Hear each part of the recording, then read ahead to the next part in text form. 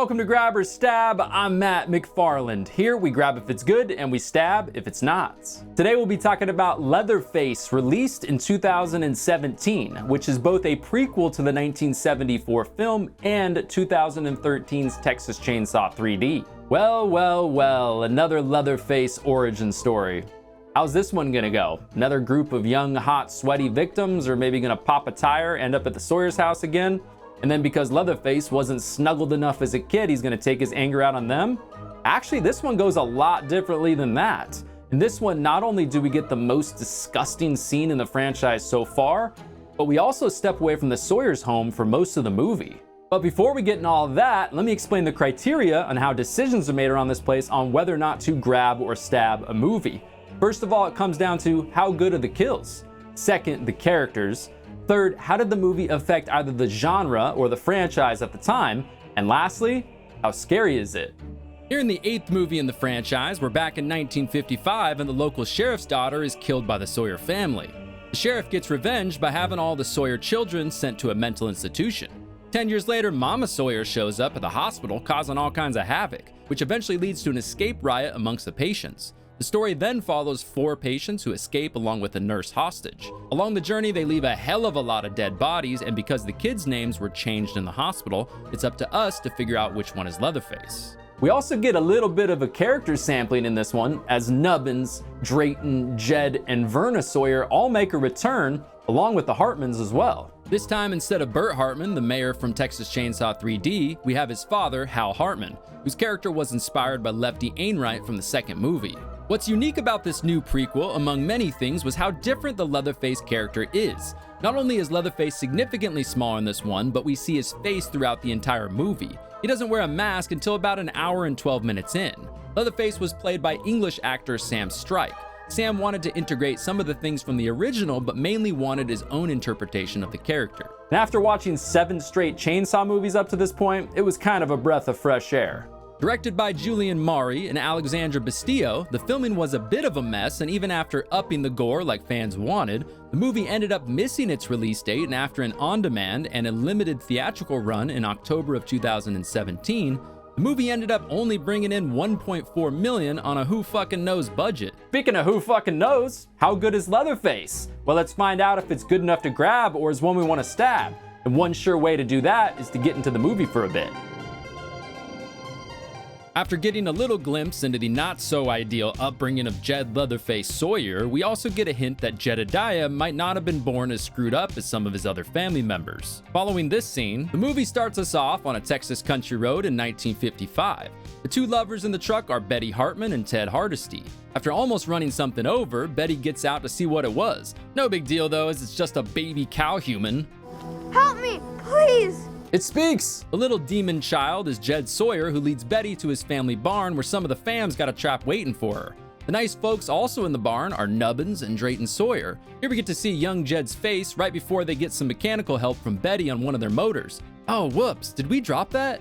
Like the stand-up citizens they are, the Sawyers actually report the incident and the police arrive to the replica rebuild of the house from the original 1974 movie. Betty's dad is Sheriff Hal Hartman, played by Stephen Dorff, who right away you can tell has a long history with the Sawyers, and after this, he wants it all to end. Drayton claims they just found the body, but the sheriff's not buying it, as several incidents in the past have occurred with the Sawyers coincidentally being nearby. Verna Sawyer arrives on the scene and demanding the sheriff let everyone go for lack of evidence. The sheriff's now switched his focus to a child services case and tells Verna the kids aren't safe with her. You take one of mine, and I'll take all yours, Verna. All of the Sawyer minors are then taken away. Fast forward 10 years later, and we're now at the Gorman House, a youth reformatory where the Sawyer kids were sent. Here we meet Lizzie, played by Vanessa Grasse, who's a brand new nurse at the facility, being given a tour by her shitbag boss, Dr. Lang.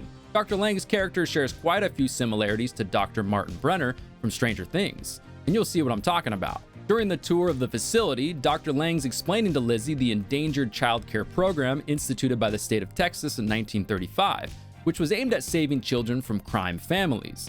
As a part of that, they're all given new names, which plays a key role in the storyline, as it's our job to try and figure out who Leatherface is during the journey. Right away, you notice how genuine Lizzie's intentions are for being there and excited she is to make a difference for these kids. But Dr. Lang has a much more cynical view on things. Oh, please, sir. Lizzie's fine. Elizabeth, most of these kids will end up in prison or mental institutions. Keeping them here is safer for everyone. Keep your guard up. Lizzie tries to introduce herself to some of the patients, but immediately is assaulted by a patient named Ike. Amidst the incident, a large kid named Bud steps in to help. Bud doesn't say much, but his brother Jackson typically handles that part. Lizzie's quickly realizing she may have misunderstood the job posting, but that's okay. After freshening up in the bathroom, it'll all be a little bit better. What's that noise? Just another patient shoving a mouse down someone's throat. This violent patient is Clarice, played by Jessica Madsen, who we'll get to know much better. Seth Sherwood, who wrote the script, said that some of Chop Top Sawyer from the second movie is in Clarice, as Chop Top was his favorite Sawyer. Now in Dr. Lang's office, Lang's pleasantly surprised to see Verna Sawyer again, this time with a lawyer now that she's come into some money and now goes by Mrs. Carson. Remember that big-ass house from Texas Chainsaw 3D? Yeah, she came into some money, all right. Mrs. Carson's here because she could finally afford to get a court order to visit her son Jed. Dr. Lang finds a loophole in their request, which really pisses off Mrs. Carson, and like we all know, you don't want to piss off a Sawyer. Since she isn't taking no for an answer, Verna heads for the bathroom with a plan to sneak her way to see Jed. While this is all going down, Dr. Lang's down in his torture chambers with Ike and Bud, who are being reprimanded for the incident earlier. Bud's getting hooked up to a device that doesn't look too fun. Lizzie hears a commotion and stumbles upon the unethical behavior from Dr. Lang and his puppets.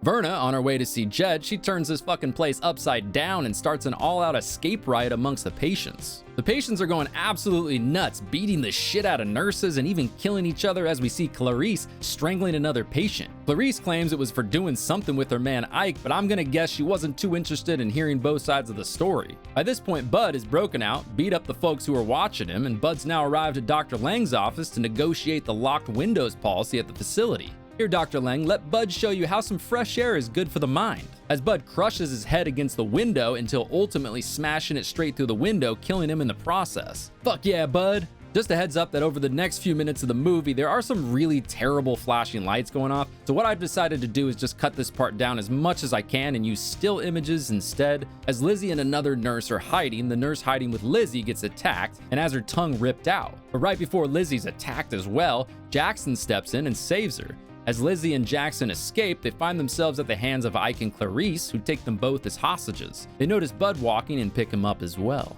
It's a little weird how Ike and Clarice had so much power with just a scalpel, but anyways. Sheriff Hartman has now arrived the next day at the crime scene, and he agrees the open window makes this place much less stuffy. Here we also get to meet the sheriff's eventual right-hand man in tracking down the escapees, Deputy Stankface Sorrells, who for some reason always looks like he just soiled his pants. Sorrells is played by Finn Jones, who you might recognize from Game of Thrones, where he played Loras Tyrell. The escapees are now on foot and arrive at a diner in the middle of nowhere. The plan is to get some grub, some guns, and a new car. After enjoying a playful and friendly lunch, The fuck you looking at? Ike and Clarice spot that some of the locals have guns that they want to steal. They plan to rile things up and get what they want. Ike takes the waitress hostage, and crazy-ass Clarice just goes ahead and stabs the man behind her in the neck before his fries are even cold. And this is Texas, so guns are plentiful. The two, now heavily armed, start killing and robbing everyone. Ike, still pissed that the gratuity was included in the check, goes right ahead and blows the waitress away with a shotgun. However, as they go to leave, one of the men fights back, non-fatally shooting Bud in the process. The group then drives off. Not realizing the car they took didn't have much gas, the group's forced to stop and make way on foot.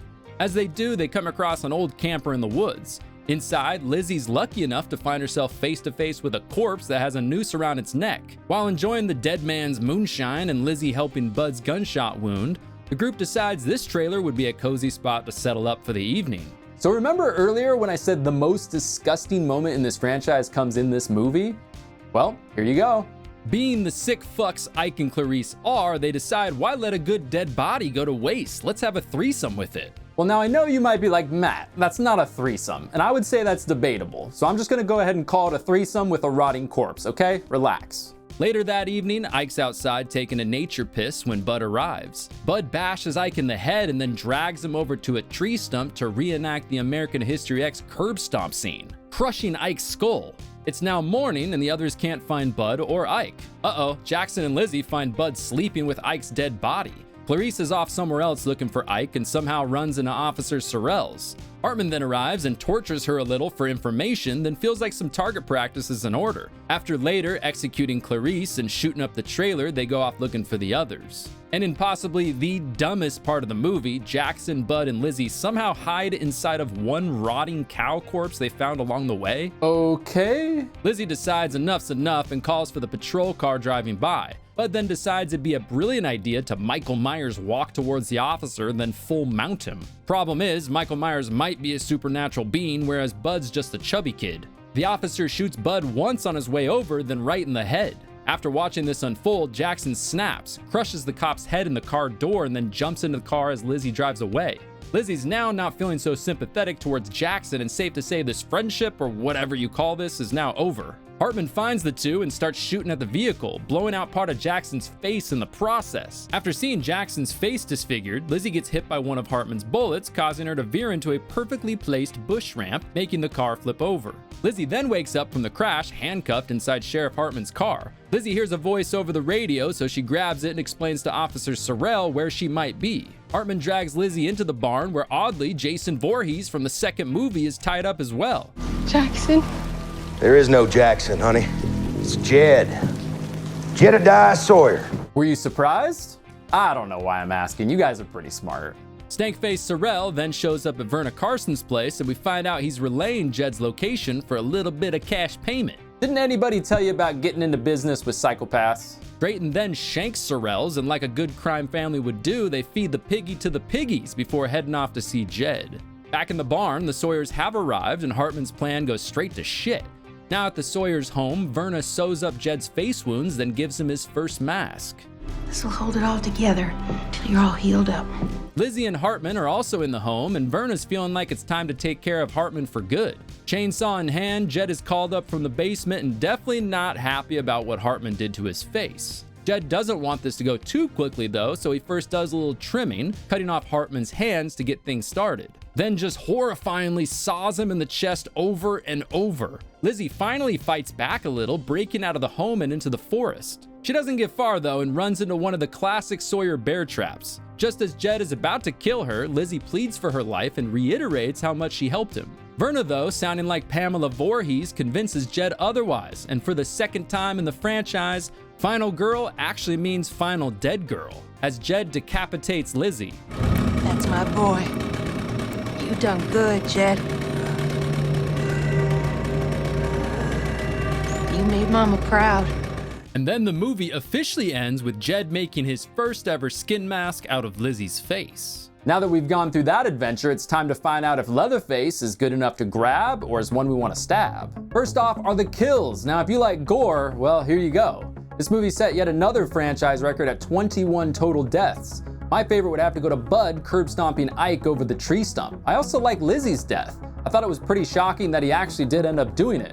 But this movie is gory, mainly headlined by Ike and Clarice's rampage throughout the movie. They just gave zero fucks throughout the entire movie and killed anybody and anyone at any time. So the kills, super gory. They did a pretty good job in the kill category. Second, let's talk about the characters for a little bit. Now, I liked how much effort they put into building the backstory for the Sawyers in this movie. I thought they did a good job with that aspect of the story. Lizzie's character though probably could have used a little bit more of a backstory. We didn't really know much about her other than the fact that she just was a nurse at the hospital. She was a pretty main character in the storyline, but we didn't really know much about her. I know that might not have been important, and maybe that would have made the movie a little bit too long, but that would have been kind of nice. I did like Sheriff Hartman's character better than Mayor Burt Hartman from the previous movie. Thought as a villain he was just more menacing and more terrifying and just did a better job as an overall villain. I also like the 180 that they did with Leatherface. Maybe it's just a breath of fresh air. Maybe I'm 8 movies into the franchise. Maybe I'm kind of feeling this way, that's why. But that 180 with the character on how they made him very, very different was kind of nice in some ways. They made him like a smaller character who was more of a product of his environment instead of somebody who was just born fucked up. That was kind of refreshing. Overall, I mean, the acting was fine. It was serviceable. It wasn't distracting. It was good enough, which was kind of surprising because I think the acting in this movie is better than the acting in the 3D movie before this, which I'm pretty sure had a much higher budget. But overall, the characters, they were pretty good, not great, but pretty good. Third, how did the movie affect either the franchise or the genre at the time? Now, this movie didn't do well financially, which is never really a good thing for the genre or the franchise. Also, a lot of mixed reviews on this movie. Some people like it, some people didn't like it at all. Ultimately, the production was a bit of a mess, which ended up with Lionsgate ultimately losing the rights to the franchise altogether. Overall, though, the effect it had on the franchise, they did do some things to try to push the storyline forward and take some risks, which was kind of nice. But overall, it probably wasn't that good of an effect on the franchise or the genre. And lastly, how scary was the movie? Now, I would probably put this movie more in like the middle of the pack for this franchise. Overall, was the movie scary? I wouldn't really say so. It's like a lot of the other Texas Chainsaw movies. They're not really that scary. They're more just like bloody and disgusting and gruesome. They're not really like that original film, which makes you feel very, very unsettled. This movie, I mean, I guess you would just because of the gore, but it's not really scary like that original movie was. And overall, I just didn't really think this movie was scary. And with all that said, I'm actually gonna probably surprise you guys here and go with a grab on this one. I thought the movie was entertaining. I didn't really find myself bored throughout the movie. I like the fact that they made a legitimate effort to try to push the storyline forward and come up with some new, fresh ideas. They weren't just slapping old paint on like an old rusty storyline like so many movies had done before. I thought the acting wasn't great, but it worked. It wasn't distracting. And it could be like when your brother holds you under the water in the local swimming pool and you come up for a breath of fresh air. That could be me, and the fact that I'm 8 movies into the franchise and this new fresh approach is kind of like coming at me and I'm kind of liking it. That could be affecting my decision. I'm really trying to not let it do that.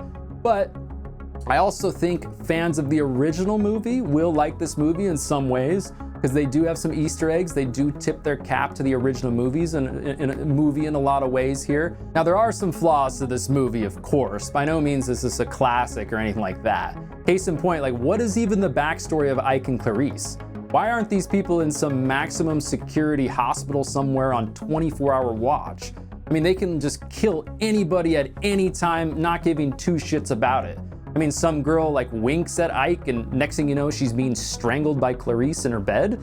Like these guys are insane. Like, what are they doing? They don't give 2 shits about killing anyone at any time, but they're just laying in a bed with everybody else. And that part just didn't really make much sense to me. Also, I'm not gonna get too much into this, but 3 grown-ass adults hiding inside of 1 cow to get away from the police. I mean, that part, it was funny. I mean, that part, it's fun to laugh at, but it was completely ridiculous. But overall, I had a good time. What can I say? I had a good time. I thought the movie was entertaining.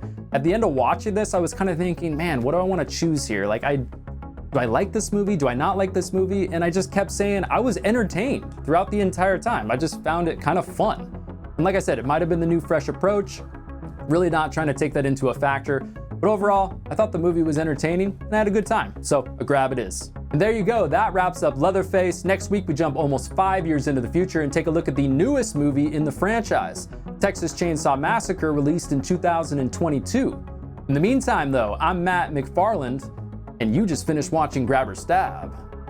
Thanks for watching this video. If you enjoy horror content like this, or just horror content in general, make sure you subscribe to the channel and turn on those notifications as well. Be on the lookout for new Grab or Stab episodes coming out every single Friday. All of my social media links will be down below in the description as well. But anyways, everybody, have a good rest of your week and take care.